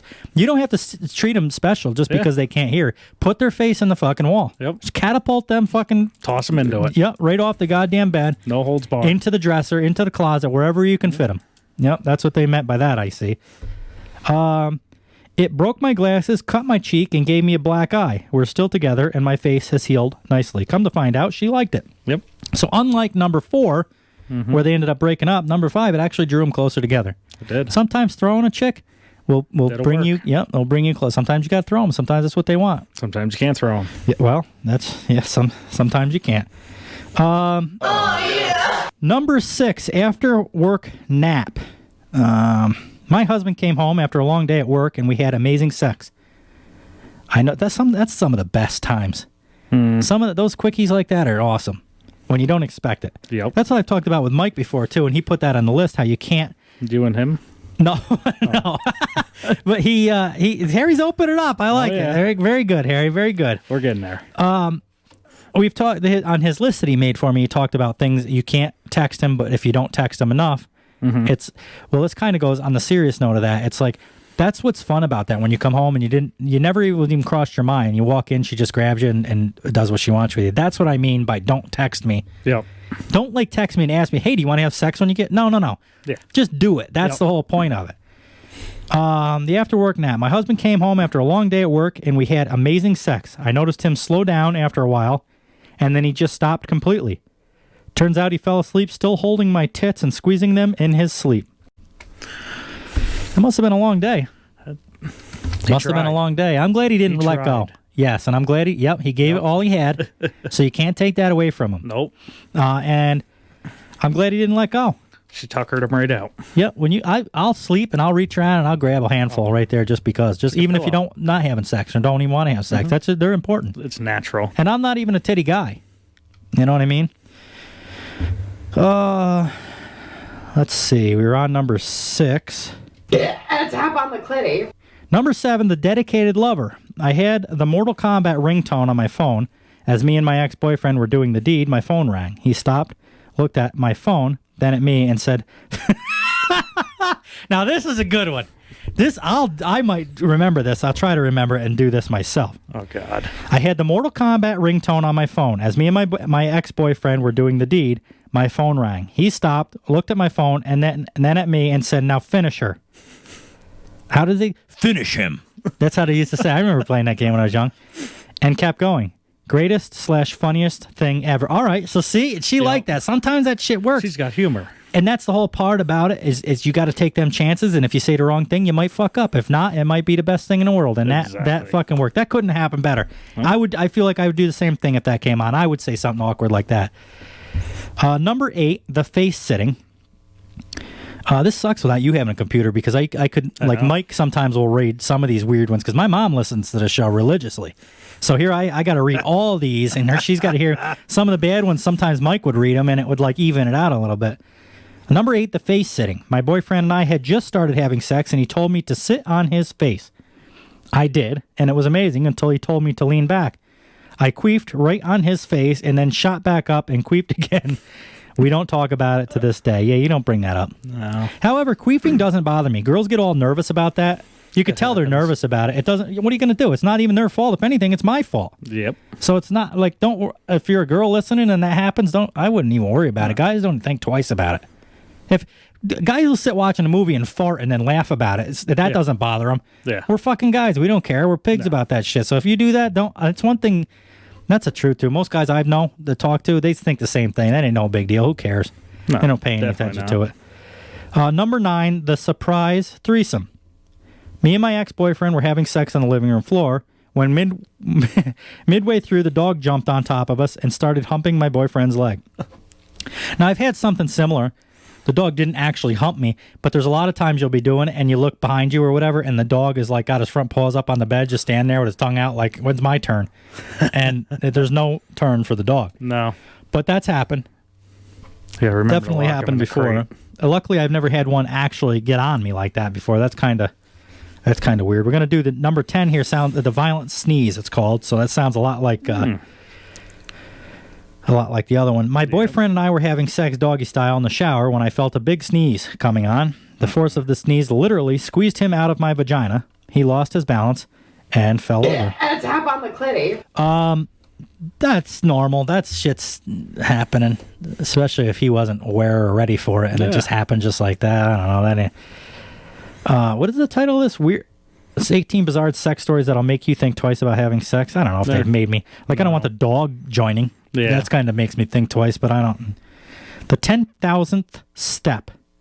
I used to have the step counter activated on my phone, and it made a victory ring when I hit 10,000 steps. One night, my phone was lying on the bed while my fiance and I were having sex, and just as he came, the notification sound went off. The perfect timing ever. I agree with that. That would have been awesome. Funny. That's like the Mortal Kombat thing. Right. I would have felt like I accomplished something finally. Yep. Hit a goal. Yep. Certainly wasn't the G-spot, but I hit something. Number 12, the raspberry. I invited a guy over who had bragged about how good he was at going down on a girl. Once he got to the... that's a... What did I posted something on my Instagram story the other day about that. It was how all girls think they got the best thing around. Mm-hmm. And then it goes with the song... Christ, I never didn't even think about this before I brought it up. But something about saying it's all the same, just the name changes. Yep. Oh, it's a... who sings that cowboy? Wanted Dead or Alive. Oh, jeez. You know his name. I know his name, too. I can't think of the fucking guy's name now while I'm trying to. Think of it now. Now, but anyway, it was a pretty funny one. Kind of went along with people think that they're better at it's the same fucking thing. Well, I don't know. I guess some things might be different. Anyway, once he got to my place and things started heating up, he went down on me, and the fantastic move that made him so good was to blow a raspberry on my vagina. Yeah, that's weird. I don't know. I could see probably some girls would like that, but I ain't gonna try it. No. I don't think, anyway. Number 13, the porn star pubes. And the guy I was having sex with had no pubes, but that didn't put me off. However, afterwards, he took me to his bathroom, showed me his collection of hair removal cream, and told me that he would always have the public area of a porn star. Oh, pubic area of a porn star. Cool story, bro. Goodbye forever. So that's something we should ask. Like if Cindy came here, I guess I would ask her that if they think it should be shaved or not shaved for a guy. What do you think about for a girl? Do you like it shaved or no shaved? Do you like it 70s porn style? No. Do you like it completely? There can be a little, but not much. Yeah, I don't mind. I like the strip. I don't mind the strip. Nothing, no like 70s porn. I don't want to look like a fucking beard down there. I don't want to look like your fucking beard down there. Yeah, you don't want that. Number 14, the not so sexy cramp. I got it. Oh, that's happened to me before on my leg and shit. That's weird. That sets the whole fucking mood off. You might as well quit at that point. Ruin it. I got a cramp in my legs, so we had to stop. The cramp hurt so bad, I started walking around his room naked and crying. I don't know if I've ever done that, but it's hurt. After about 10 minutes of this, I tried to be sexy again, but he couldn't get hard after that. Yeah, I'd have been laughing for 10 minutes. That's happened. I've actually got the cramp in like the back of my knee or something because of the way you are for so long or some shit like that. And it's like, fuck this. You just give up and... You're getting old. Kind of, yeah, you go on. Number 15, the drunken encounter. I once brought a guy back to my house after a night out. We were both drunk as fuck and started getting down when suddenly he stopped. Him... I know you're thinking about her. Puzzled, I said, who? He said, Effie. E-F-F-Y? I don't know, this is a weird one. She said, Effie who? He said, Effie from Skins. You have a poster of her. She said, no, I don't. Anyway, we started up again, and about 10 minutes later, he stops me and says, sorry, I'm just far too interested in international politics, and goes to sleep. I have no clue what the fuck any of that's about. What? No fucking idea what any of that meant. So I can't confirm or deny that one because I don't know anything about international politics. Nope. So we're going to move right on to number 16, the first time. My ex and I were having sex for the first time. Didn't go well by the sounds of it. That happens. Everything was going good, but after 3 minutes, he pulls out and starts masturbating instead for a solid 3 through 4 minutes. After he was done, he said he saw it in a porn once. I don't know. No, that's dumb. I don't know what the fuck he was thinking. I need to turn the porn off. Yeah, I don't know what... I don't know what that was. I guess if you were drunk... I would hope he was drunk to do something like that. Yeah, and you had like whiskey dick and you had to do that or something. That'd be a little understandable, but I don't just explain that, I guess. Number 17, the bedroom story. A long time ago with an ex... I got bored during sex and read a book over his shoulder. My bad. Can you fucking imagine that? Oh, fuck it. Sometimes just do what you got to do. Let me finish. All right. Fucking read your book if you... I don't give a shit. It is what it is. Number 18, the strap-on. I can already tell you right now, this is going to be a fucked up one. Yep.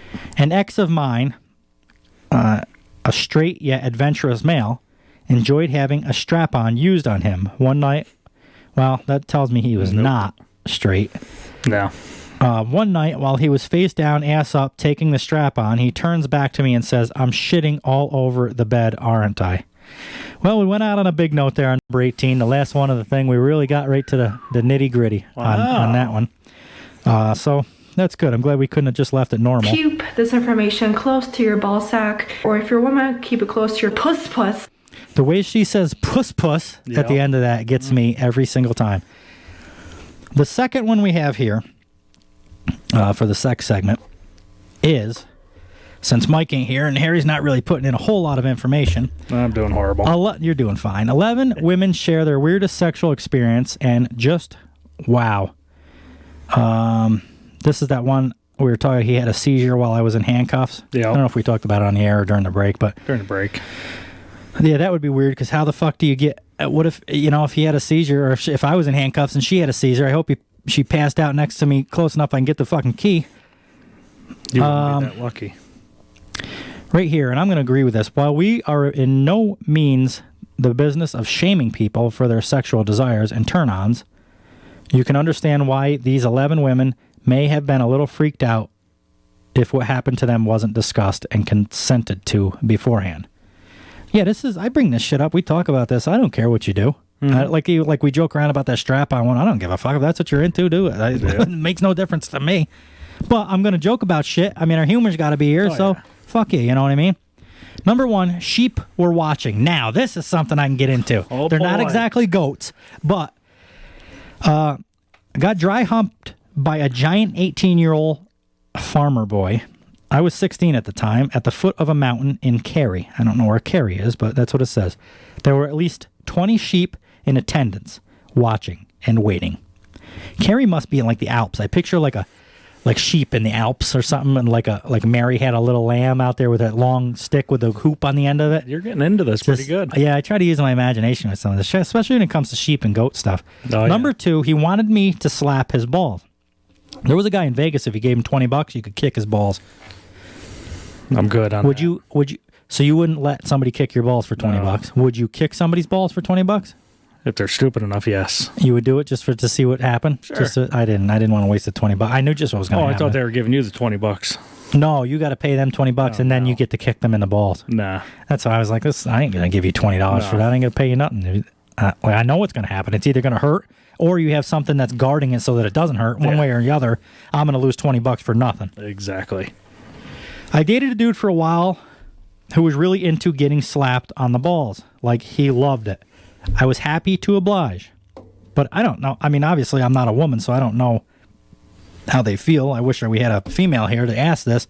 But I feel like that is not... Well, obviously, she liked it, so I don't know. Mm-hmm. I just don't think that's a normal... But it was strange because it went against all my instincts and my entire sex life up until that point, which had taught me not to smack people in the nuts. Yeah, good girl. Don't be doing that. No. This number 3 has come up a couple of times now, and it started with episode 12, I think it was. We're getting to the point where we've done so many I can't even keep up now, but I think it was episode 12. We talked about that chick at that rave that was all fucked up on drugs, and she was squirting her breast milk all over everybody. Yep. And since then, on episode 14 or 15 something, another article came up about it, or one of our sex facts that me and Mike talked about came up, and it was the same thing. Now here on this one, number 3, he wanted to drink my breast milk. My first boyfriend asked me to make myself produce breast milk so I could feed him. He ordered vitamins and wanted me to order a breast pump. I was 19 and no kids at the time. Glad I noped the fuck out of that. How is she supposed to do that? I don't know. You can't. It doesn't happen until you have a child or you're pregnant.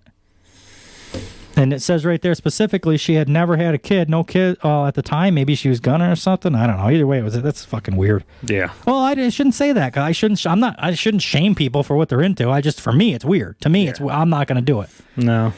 Number 4, I had sex and phone sex at the same time. I was probably about 18 through 19. That's becoming a big thing. Phone sex and Snapchat sex is a big thing now with COVID. I've been finding. I've been hearing about. You read a lot about it because doing this podcast ever since I started doing this show, it's you look up a lot of this weird shit because I got to have information and material to talk about during these segments. So I look up some of the weirdest shit. Like Mike has always said, if anybody could see my Google history, holy fuck. And it's becoming, because of COVID, I find that I've been reading that a lot of people are into like phone sex now. It's become like a big, huge thing. To me, it's not the same, obviously. No, I mean, it's definitely not the same. I guess it's getting people by.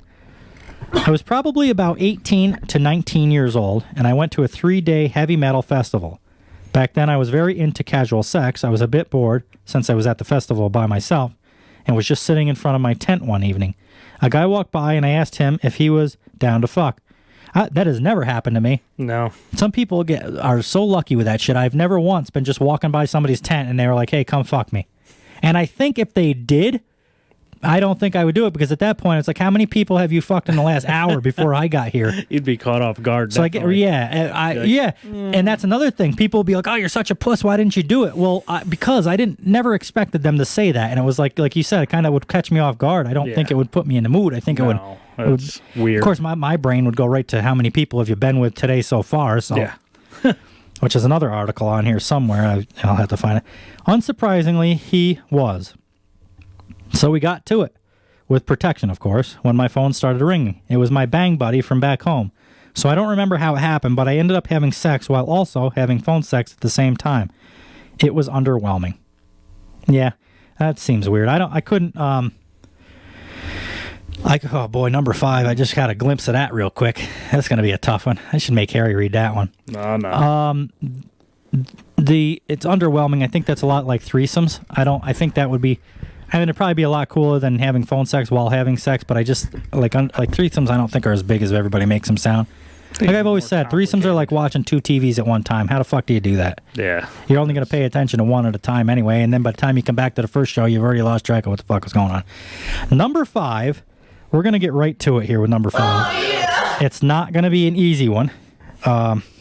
So a tap on the clitty. Because my mom listens. But number 5, I watched him stick a metal rod up his penis. You know, I was down there the other day for Christmas, Friday. I went down for Christmas. And I walked through the door, and she used to listen to Howard Stern religiously. She loved it. And just like a lot of people did. And I find that the crazier and the nastier we are on here, I think it resonates with a lot of people. And a lot of people don't hear it on the radio or television or YouTube because nobody wants to talk about it. It's weird shit like this, and nobody. I don't care. I'll talk about it. Doesn't mean I'm doing it. Exactly. So that's what I keep in mind. So I just talk about whatever comes up because I think people enjoy it. From the feedback we've gotten, me and Mike, with the emails and the messages on Facebook, they love it. I think it's like an outlet. Nobody can hear this shit. And some of this stuff is fucked up and interesting, so it's fun to hear. I like hearing about it. Like, I've never knew some of this shit existed. But I walked in and my mom says, it's so funny to hear you talk like this normal. Because I haven't been down there because of COVID. I haven't been down there in like a month or 2 to see her. She's like, I haven't talked to you since I've been listening to you on the show, and it sounds so different to hear you talk normal. Right. It's like, holy fuck. But she gets it. Like I said, she listened to Howard Stern. She knows how it. People. This is all the shit that we talk about is all shit that I'm reading off the internet. Exactly. You know what I mean? It's not like I'm demonstrating. This is shit that people are into. I guess not me, but or you. I'm assuming.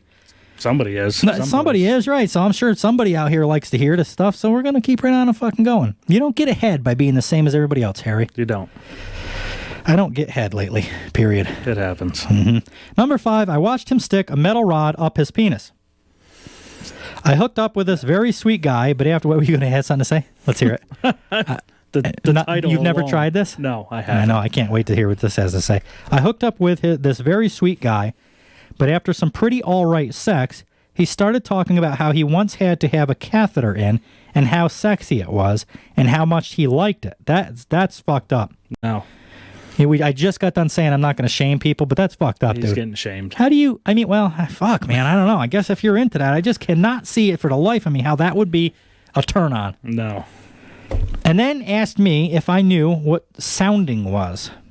And then pulled out a little because of sounding rods and a giant bottle of lube. Oh, and pulled out a little case of sounding rods and a giant bottle of lube and asked me if I wanted to do it to him or just watch. So I watched. It was not at all arousing, but it was legitimately fascinating to see how it worked. And I don't know what sounding is, and he seemed to really enjoy it. But that was the last time we hooked up because the idea of sticking a metal rod up a man's penis makes my genitals worried. And it makes mine worried too. Yeah. I just reading about it makes it hurt. Yes. Thinking about it. I don't know what sounding is. I almost don't want to look it up, but then at the same time, I just got done saying how let's go to Urban Dictionary, because I feel like this is going to be one that that's going to be, it's not probably going to be in Webster's. Urban, let's see, where's the search bar? Right here. Sounding. I might be sorry for doing this. Sounding is the act of inserting a metal rod into your urethra.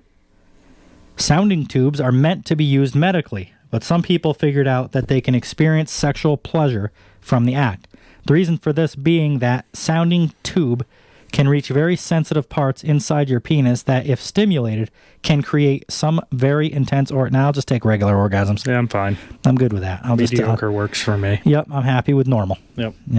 Number 6, he roared like a lion. Now, this is something. We need Mike here. He's the fucking lion. Yep. I wanted to know if he has ever roared like a lion.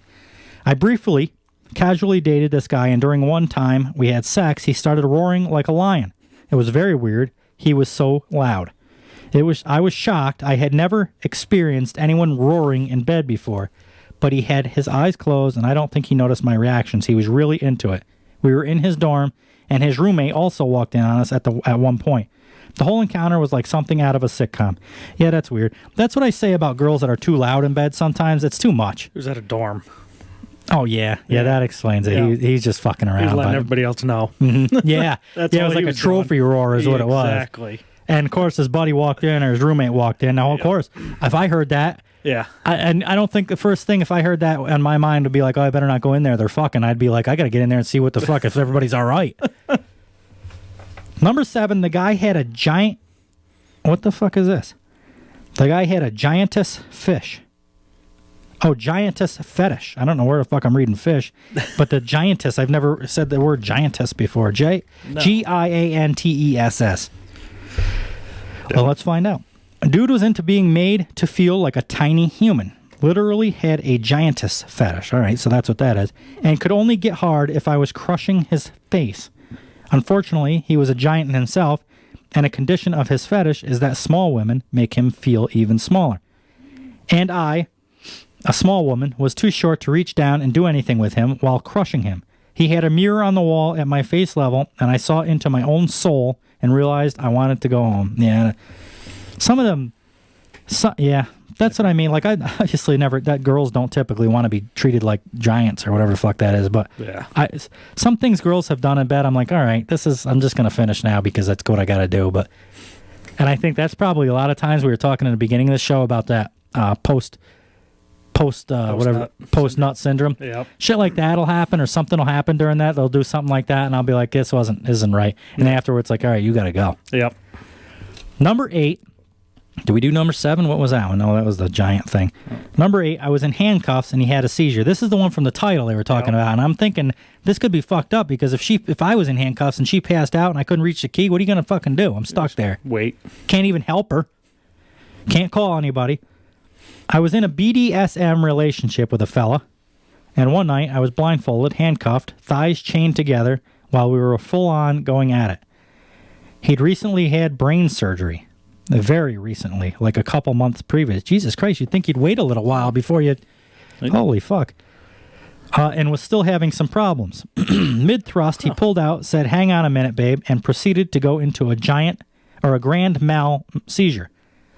Luckily, and this was unusual, my hands happened to be cuffed in front of me, so I was able to get the blindfold off to see why the hell he had made such a weird noise. Still cuffed and chained, I managed to get him rolled onto his side. Thank God we were on the bed and he hadn't rolled off.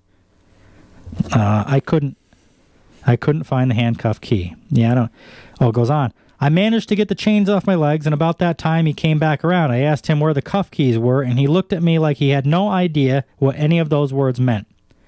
Then he noticed I had handcuffs on, and in all sincerity asked me who the hell had done that to me. I said, you did.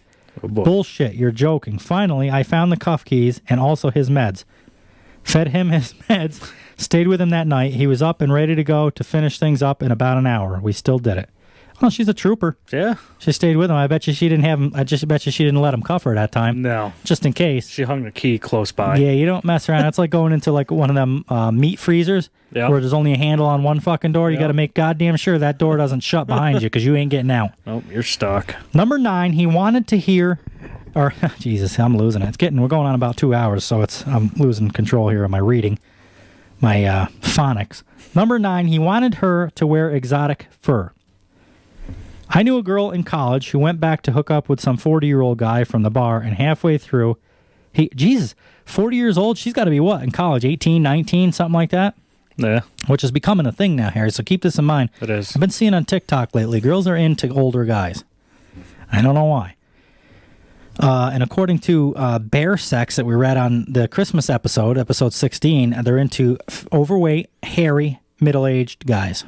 That's a fetish. We're doing pretty good. Yeah, we're in. We're in.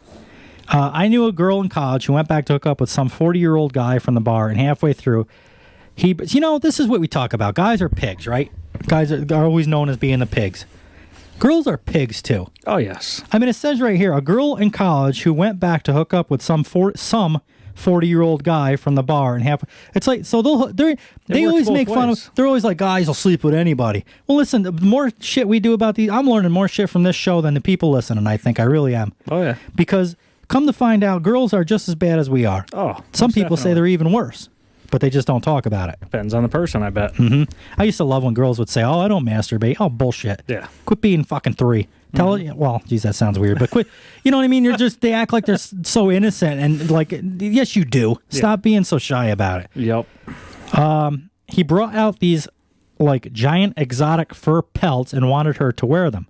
I will never forget her telling us the story in the morning, even though this was like 5 years ago. I can't say I've ever had any experiences a quarter as weird as that. I gotta say, that's weird, but I don't think it's nearly as weird as half the shit we're reading. No. Like if a girl wanted me to wear, I mean, I know it's the guy wanted her to wear, but if a girl was like, hey, can you put this fur coat on? I'd certainly do that before most of this other shit that can come on here. So the fur coat before sticking the metal pipe up your penis? Absolutely. Okay. Absolutely. And that's what I mean. They apparently don't listen to the show, because if they did, they'd know there's some weird shit out here, and they'd probably just have put that fucking fur coat on and finish the deed. Oh, yes. Number 10, he said something really weird. We were doing it on the floor, and he said, wow, you're so wet. I could fill up a cup and drink it. Oh, God almighty. Don't. That's like that thing, the new thing where girls want you to spit in their mouth. Mm-hmm. That makes me fucking gag. Ugh, God. Weird. Number 11, a doctor asked me to put a needle into his pee hole. She must have been with I don't know, I'm at a loss of words for these ones. This fucking catheter thing or whatever. I once had a man ask me to put this long needle-looking contraption into his pee hole while French kissing. Craziest shit ever. I am a retired escort, so I got paid big bucks for this. Plus, not to mention, she's probably seen a lot of shit being a retired escort. Yes, I would believe. A retired escort makes me think she's like 70. You think of a retired woman. They're older, 60, 70 years old. And then add escort to that. Like, what about the last 20 years of her life was probably kind of not great. I mean, so if she retired at 70. Depends how much money she made. Yeah, but I don't know. I'm not going to pay a 70-year-old too much fucking money, I'll tell you that right now. True. She might teach you a thing or two. Also, it was one of my first dates. Oh, this is back when she first started, must be. Oh, and he was a doctor. Still weird. Yeah, I don't... Yeah, that's weird. A lot of them were. So we did 18 bizarre sex stories that'll make you think twice. We did 11 women share their weirdest sex stories, right? We did this one already? Yeah, that was some... I don't know. I can't... Mike busts my balls and everything. A lot of people probably do, because I'm kind of vanilla when it comes to that shit. But that's just me. I'm not going to do that weird shit like that. Some people are really into it. Good for them. But call me prude. But I'm not going to stick nothing in me like that. No. I'm not going to be wearing mink coats or anything when I'm doing it. None of that shit. So you have a deer hide. Well, I do like wearing that. Okay. I do. Actually, I'm thinking about having that stuffed. Yeah, and then I could put it on the bed behind me, like that one with the dog, where the dog was looking. There you go. Like a blow-up doll, but it's an animal. It's not going to jump on there, would you, though? Yeah, and it's true. I have to rig up some type of a pulley system or something. Or just get a live one. There you go. Just let them loose in the let him loose in the bedroom. Anyway, we did the hypothetical situation there in the beginning, the hypothetical segment. We got some info done. We all know that Mike was watching football today, so he couldn't join us. So we had Harry here as a special guest or a fill-in guest. And we got through the sex segment. We did pretty good in the sex segment. We're going on about another hour here, so we're going on 2 hours. And I think that's it.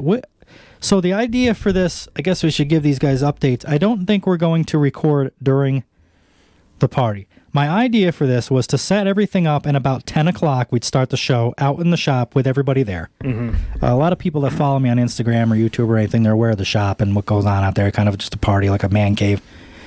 So that was the idea. Set a table up, do that. About 10 o'clock we'd start, and we'd do the show right until midnight. When the ball dropped, I thought it would be interesting. But the problem of it is logistics. It was hard because Mike's kids are going to be here, and there'll probably be other kids here, so we can't get too... And obviously, if you just listen to this fucking show, you understand why we can't talk about this in front of kids. Yeah. So that kind of is taking a different course now, I think. So I think what I'm going to do is we'll probably record the show the next day.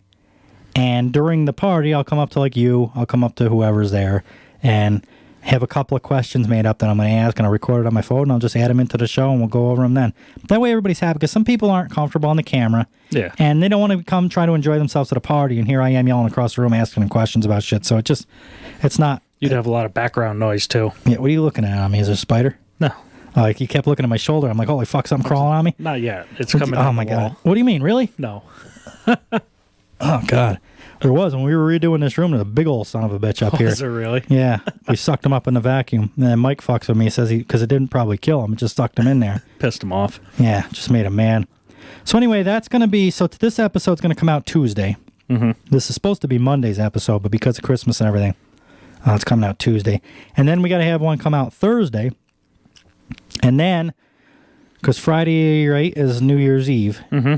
So we'll just do that. We'll record a couple things, and then over the weekend we'll probably Mike will probably be hung over Saturday, and the episode's got to come out Monday. So I'll probably have you back on Sunday, or Saturday, I mean, to do another one, so that we can have something for the people on Monday, and we'll try to get some cool shit, some funny. Or we just take the show to Mike. Yeah, I would if it wasn't such a pain in the ass with all this wires and all that shit, but we could probably in an emergency situation. But that's that. So this is Tuesday's episode, the episode after Christmas. And we're going to do a Thursday episode. Will be normal. And then next Monday's episode should be the New Year's type episode. I got some stuff I'm working on with that. Some stuff that people have gone through the year and some things to remember. Be interesting. To 2021 by. And not a lot of people. There's a lot in 2021 I don't want to remember. Yeah, I agree with you there. But... So anyway, that's going to be the show. That is episode, I believe, 17. It's getting to the point where I'm not even going to say that anymore because I can't remember where we are. But it will be Tuesday, the 28th of December when you hear this. So we'll catch you on the next one.